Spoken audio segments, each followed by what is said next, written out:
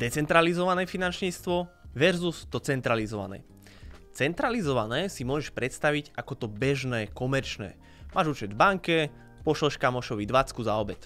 Táto platba prejde platobnou bránou a pristane na účte tvojho kamaráta.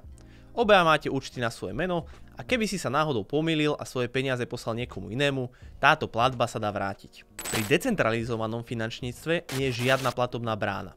Transakcie sa zapisujú do tzv. Blockchainu.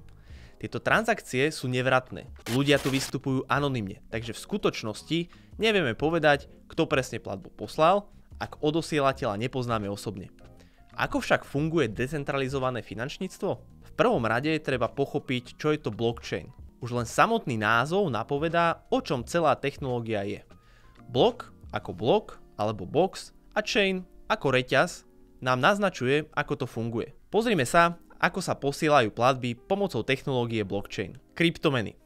Už si o nich určite počul a určite im do dnešného dňa nerozumieš. Možno si sa stretol vo svojom okolí s ľuďmi, ktorí na nich pekne zarobili. Mal by si ich teda kúpiť aj ty? Sleduj a uvidíš na tomto grafe. V budúcnosti sa môžeš často stretávať s novými kryptomenami alebo aj inými príležitosťami, ako rýchlo zbohatnúť. To ale neznamená, že je toto najsprávnejšie rozhodnutie a predstavuje to aj obrovskú dávku rizika, že svoje peniaze už nikdy neuvidíš.